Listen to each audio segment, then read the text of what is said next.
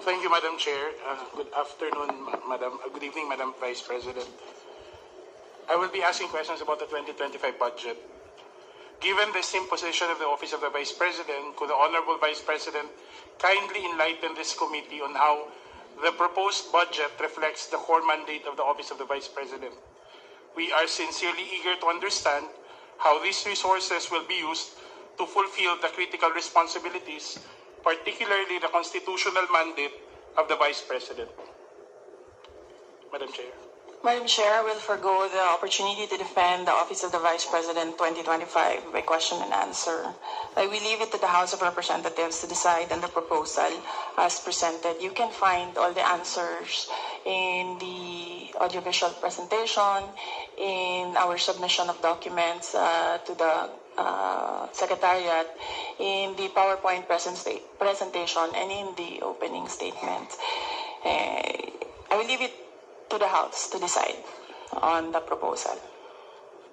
Madam Chair, with the significant budget being requested by the Office of the Vice President, this committee is, I believe, keen to hear about the tangible successes by the OVP's programs thus far.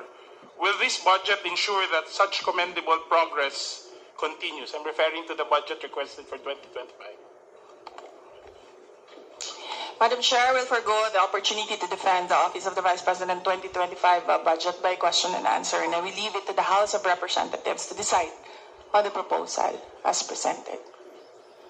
Madam Chair, I believe we are all familiar with the constitutional mandate of the Vice President, and that's why we'd want to know if the Honorable Vice President could clarify how the proposed budget allocation and the programs that it supports are aligned with this constitutional mandate of the Vice President. Because we're confident that the budget is a perfect reflection of the Vice President's priorities and the Office's essential duties. Madam Vice President. Yes, Madam Chair, the answers are in the AVP presentation, the opening statement, the documents that we submitted to the Secretariat, and the PowerPoint presentation. I will forgo the opportunity to defend the Office of the Vice President 2025 budget proposal by question and answer, and I will leave it to the House of Representatives to decide on the proposal as presented. Thank you, Madam Chair. Madam Chair, in the spirit of collaboration, could the Vice President also share how the OVP works with other agencies to avoid duplication and ensure the efficient use of public funds? We trust that the budget is also a reflection of such strategic coordination. Vice President. Madam Chair, I will forgo the opportunity to defend the Office of the Vice President 2025 budget proposal by question and answer, and I will leave it to the House of Representatives to decide on the proposal as presented. Madam Chair, considering the careful thought that must have gone into crafting the budget of the OVP, would the Vice President explain the rationale behind specific allocations? We are particularly interested in how these figures, especially the amounts, were arrived at, considering that the Vice President has a national mandate, and how it was computed so as to translate into meaningful outcomes for the public. Madam Chair. Madam Vice President. Yes, Madam Chair, I will forgo the opportunity to defend the Office of the Vice President 2025 budget proposal by question and answer, and I will leave it to the House of Representatives to decide on the proposal as presented. Madam Chair, the Honorable Vice President has repeatedly mentioned that she will forgo Dapat sabihin na lang yan, the right to personally defend the budget through a question and answer format. How should this committee interpret such a decision? Would it be fair to conclude, Madam Chair, that the programs under the OVP may not be as high a priority or as important as we had hoped for? Or should we interpret the response and the demeanor of the Vice President indicates that we, the elected representatives of the people, and the people that we represent do not deserve an explanation on how public funds would be spent by their office, Madam Chair? Yes, Madam Vice President. Yes, Madam Chair, all the answers are in the audiovisual presentation, the documents that is submitted to the committee secretariat, the opening statement, and the PowerPoint presentation. I did not say forgo the right, I said forgo the opportunity to defend. Thank you, Madam Vice President, because I think it's not our right to explain our budget. It's our duty to explain our budget. That's all, Madam Chair. And this I would have to say, I leave it to the committee to consider the responses of our Honorable Vice President in the approval of the budget of the OVP. You have actually commendable programs, the medical assistance program, educational assistance, burial assistance, pagnegosyo taday. But I believe it's a nationwide coverage. So may we know how our constituents can apply for this program? Madam Chair, I will forgo the opportunity to defend the Office of the Vice President 2025 budget proposal by question and answer, and I will leave it to the House of Representatives to decide on the proposal as presented. So, Madam Chair, if the Honorable Vice President will agree, meron po ba tayong mga areas kung saan pwedeng mag-apply? Let's say, if we are from the Visayas, where can our constituents apply for this kind of program, and the possibility of having the requirements to apply for such assistance? Madam Chair, Yes, I ma'am. will forgo the opportunity to defend the Office of the Vice President 2025 budget proposal by question and answer, and I will leave it to the House of Representatives to decide on the proposal as presented. Yeah. Madam Chair, for the information of our good Vice President, I'm not objecting to the program. I'm merely asking for the requirements so that if people would like to avail, they would know where to go and how to go about it. So, Madam Chair, my next question is on the educational assistance. Let's say if we have deserving and poor students and they have existing CHED scholarship, can they apply for additional educational assistance in such program? Madam Chair, I will forgo the opportunity to defend the Office of the Vice President 2025 budget by question and answer, and I will leave it to the House of Representatives to decide on the proposal as presented. Yeah, thank you, Madam Vice President. Madam Chair, on the Kalusugan Food Truck Pansarap, does this also cover parts of the Visayas, or is it only limited to NCR? President. Yes, ma'am. I will forgo the opportunity to defend the Office of the Vice President 2025 by question and answer, and I will leave it to the House of Representatives to decide on the proposal as presented. So, Madam Chair, my next question is on the Magnegosyo Taday, which is livelihood is actually part of economic upliftment. Are there parameters by where MSMEs can apply for this? Madam Vice President. Madam Chair, I will forgo the opportunity to defend the Office of the Vice President 2025 budget proposal by question and answer, and I will leave it to the House of Representatives to decide on the proposal as presented. Thank you, Madam Vice President.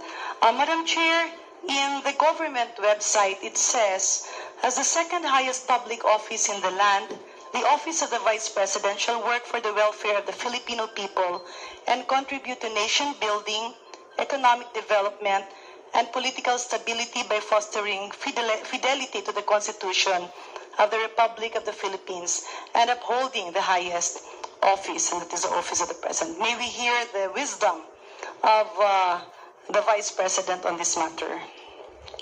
Madam Chair, I will forgo the opportunity to defend the Office of the Vice President 2025 budget proposal by question and answer, and I will leave it to the House of Representatives to decide on the proposal as presented. Thank you, Madam Chair. On the rice food bags, considering that Iloilo and Western Visayas is a rice-producing province, can our farmers contribute to this rice program so that they will have an adequate market with the adequate price? Madam Vice President. Yes. Madam Chair, I will forgo the opportunity to defend the Office of the Vice President 2025 budget proposal by question and answer, and I will leave it to the House of Representatives to decide on the proposal as presented. Thank you, Madam Vice President. Madam Chair, the DPM in its proposed budget mentions that the mission of the Office of the Vice President is to promote economic development, political stability, and fostering fidelity to the Constitution of the Republic of the Philippines and upholding the highest standard of professionalism in the civil service. It further says that in a sector outcome, promote political and socio-economic development consistent with state policies and government priorities and thrusts. My question, Madam Chair, is the Honorable Vice President amenable to this, or do we need to amend portions of this? Madam Vice President. Madam Chair, I will forgo the opportunity to defend the Office of the Vice President 2025 budget proposal by question and answer, and I will leave it to the House of Representatives to decide on the proposal as presented. So, Madam Chair, I do respect the contention of the Vice President. My last question is to the Honorable Chair. Yeah, as it was mentioned earlier, Madam Chair, I am not sure, but can you appraise us in the history of the Congress of the Philippines during budget briefings and deliberations? Has the Committee on Appropriations ever detained any resource person? Never. Thank you very much, Madam Chair. Maraming salamat po, Madam Vice President. Thank you very much. Thank you very much, Madam Chair. Magandang gabi po sa ating lahat. Magandang gabi po sa ating Vice President. I just want to express a little bit of my disappointment and frustration kasi I really wanted to be enlightened regarding specific programs, in particular, those very, very creative programs, which is actually my favorite, yung Magnegosyo Taday, no?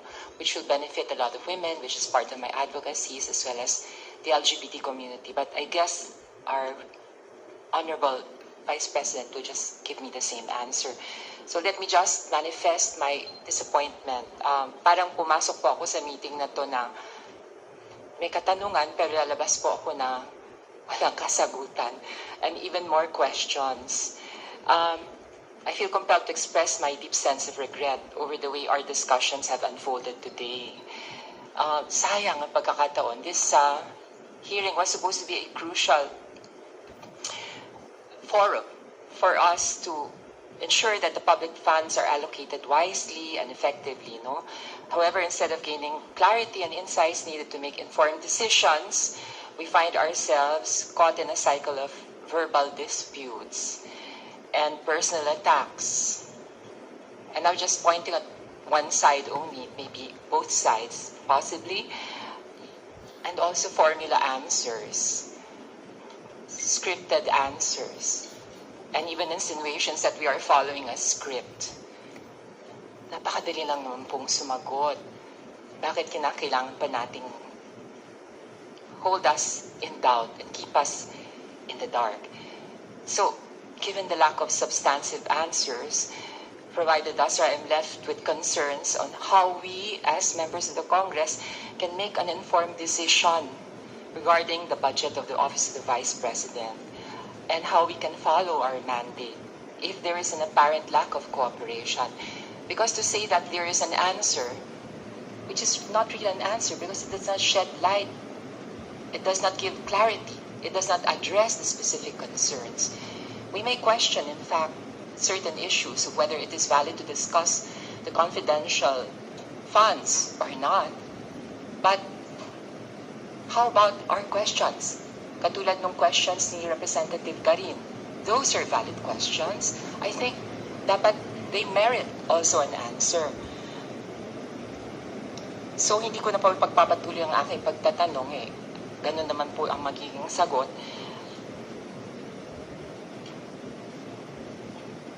Sana po nagkaroon tayo ng clarity. That is my sincere wish talaga. Just clarity. Especially dun sa mga budget items ng 2025 na sa una, ay willing naman ang Office of Vice President to answer, and so graciously, no, pilit kong inuunawa, baka naman physically exhausted ng ating resource person. I could hear that her voice is already namamaos, ano? But alam ko malakas naman siyang tao, malakas siyang babae with great resistance. So, nanghinayang po ako sa pagkakataon na ito. With that, Madam Chair, I leave it also to this committee how to figure out how can we come up with an informed decision with this kind of formula answer. Thank you very much, Madam Chair.